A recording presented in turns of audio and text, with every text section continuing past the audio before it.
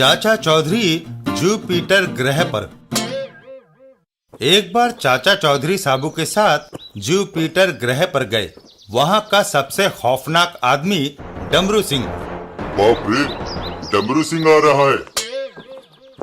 मैं जुपिटर का सबसे ताकतवर आदमी हूँ। सारे योद्धा मुझसे मात खा चुके हैं, इसलिए मेरे आगे सब सर झुकाओ। चाचा चौधरी को छोड़कर सभी अपना सर झुका देते हैं। तो बे मच्छर, तूने सर क्यों नहीं झुकाया? अगर किसी को मात देनी हो तो उसे ताकत से नहीं, अक्ल से देनी चाहिए। तुम मुझे बताओ कि तुम्हारे पास अक्ल है भी या नहीं? चाचा जी, ये आप क्या कर रहे हैं? डमरू को चुनौती देना मौत से खेलना है। वह अपने हारने वाले विरोधियों को मौत के घाट उतार देता है। परवाह नहीं साबू। चाचा चौधरी और डमरू सिंह। मच्छर, तुमने मुझे चुनौती दी है तो मरने के लिए तैयार हो जा। मैं अपने पाँव के नीचे तुझे कुचल कर रख दूंगा। डमरू सिंह अपना विशालकाय पांव चाचा चौधरी को कुचलने के लिए बढ़ाता है। डमरू चाचा चौधरी को कुचलने लगता है कि तभी चाचा चौधरी अपने हाथ में एक कांटा उठाकर उसके पाँव में छुबो देते हैं।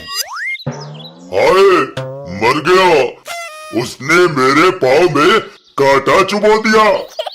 डमरू सिंह को गुस्सा आ जाता है। कमबख्त, मैं तुझे बदतमीजी का अभी मजा चखाता हूँ। इस भाले से अभी तेरे टुकड़े टुकड़े करके रख दूंगा। ये देखकर चाचा चौधरी एक तरफ दौड़ पड़ते हैं और डमरू सिंह भी उनके पीछे दौड़ पड़ता है। साबू, तुम्हारा चाचा चौधरी भाग रहा है। नहीं, चाचा जी के हर चाल में कोई ना कोई रहस्य होता है। देखना अंत में किसकी जीत होती है। चाचा चौधरी भागते भागते रुक जाते हैं। अरे बाप रे, फंस गए। आगे तो गहरा समुद्र है। तभी डमरू सिंह भी वहाँ आ जाता है। अब बचकर कहाँ जाओगे? आखिर तुम्हारी अकल का खजाना खाली हो गया।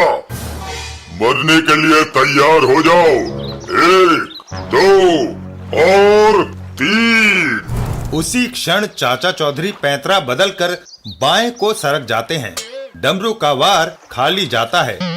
बड़े जोर से वेग से आता हुआ डमरू अपने भारी भरकम शरीर का संतुलन नहीं संभाल पाता है और समुद्र में गिर पड़ता है। बचाओ, मुझे समुद्र से निकालो। अब आप इसी में गोता खाइए।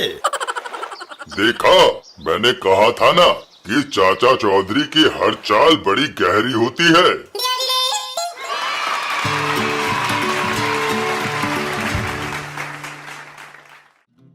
रमन, बीवी और टीवी। एक दिन रमन घर में टीवी देख रहा होता है। तभी वह टीवी ऑफ कर देता है और दूसरे कमरे में आ जाता है। क्या हुआ जी? टीवी छोड़कर इधर क्यों आ गए? कमली, सीरियल बड़ी बोर थी। मैंने सोचा तुम्हारे पास बैठा जाए। सारे पति घरेलू कामकाज में अपनी बीवियों की मदद करते हैं। एक तुम हो कि मेरी सुनते ही नहीं। मकान की मरम्मत करानी है, नल का पानी टपकता रहता है। किसी प्लम्बर को क्यों नहीं बुला लाते? हमारे बेटा बेटी स्कूल टेस्ट में कम नंबर लाए हैं। मेरी सारी सहेलियां जो पहनती हैं, मेरे कपड़े उनमें सबसे घटिया होते हैं। आखिरकार रमन वापस दूसरे कमरे में चल देता है। एक ही सलवार कमीज पहनते पहनते मैं तंग आ गई हूँ। और टीवी वापस ऑन कर लेता है।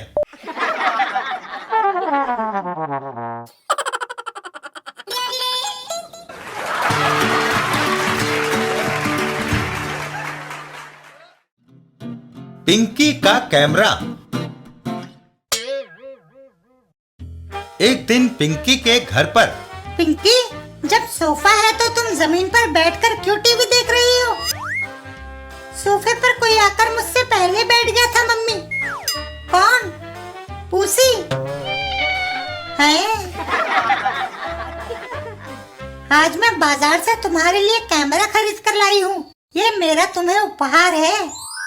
धन्यवाद मम्मी। पिंकी कैमरा लेकर घर से बाहर चल देती है। इससे मैं अच्छे फोटो खींचूंगी। एक जगह पिंकी फोटो खींचती है। उस लड़की ने मेरा बैंक से निकलते हुए फोटो खींच लिया। उसके आधार पर पुलिस मुझे पहचान लेगी और पकड़ लेगी। यह सोचकर वह चोर पिंकी के पीछे दौड़ता है। लड़की, वह कैमरा मुझे दो। नहीं। रुक जाओ। नहीं। वह बदमाश अपनी पिस्तौल निकाल लेता है। अगर तुम रुके नहीं तो मैं गोली चला दूंगा। चलाओ, आवाज सुनकर लोग इकट्ठे हो जाएंगे और तुम्हें पकड़ लेंगे। वह ठीक कहती है। एक छलांग और मैं इसे पकड़ लूंगा। आखिरकार वह चोर पिंकी को पकड़ लेता है। पकड़ने में कामयाब हुआ। चिल्लाओ मत। देखो, तुम जितने चाहे पैसे ले लो। अपना कैमरा मुझे दे दो। तुम बाजार से नया क्यों नहीं खरीद लेते? दरअसल मैंने उस बैंक से रुपए चुराए हैं। तुम्हारे कैमरे में पुलिस मेरा फोटो देखकर पहचान लेगी और मुझे जेल में डाल देगी। अगर ऐसी बात है तो तुम उन रुपयों के बदले में कैमरा ले सकते हो। मैं तुम्हारा एहसान मानूंगा। पिंकी कैमरा चोर को देकर और रुपयों से भरा बैग लेकर वहां से चल देती है। इधर चोर, है इस कैमरे में फिल्म है ही नहीं, ये तो खिलौना है। बैंक मैनेजर और पिंकी, आपके बैंक से जो रुपया चोरी हुआ था उसे संभालिए।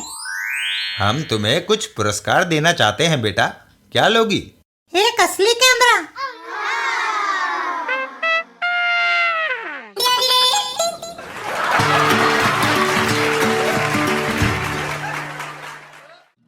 चाचा चौधरी की कहानी। एक दिन एक जगह है। दादाजी, कोई कहानी सुनाओ। आज मैं तुमको एक ऐसे व्यक्ति के बारे में बताता हूं जिसकी जिंदगी किसी कहानी से कम मनोरंजक नहीं। वह और कोई नहीं, चाचा चौधरी है। मैंने उसे बचपन से देखा है। वह बचपन से ही दिलेर और दूरदर्शी था। उसके पिता रामू चौधरी थे और माता का नाम था दुलारी। वे एक कस्बे में रहते थे। उनके पास सब कुछ था पर औलाद ना थी।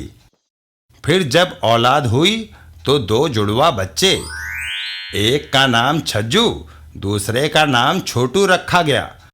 दोनों बच्चे इतने हमशक्ल थे कि उनको पहचानने में माँ बाप भी धोखा खा जाते। छोटू, इधर आओ। वह छज्जू है, छोटू यह रहा। पहचानने के लिए दोनों बच्चों को अलग रंग के कपड़े पहनाने शुरू कर दिए। छज्जू को हरे और छोटू को लाल। रामू चौधरी, ये क्या कर रहे हो?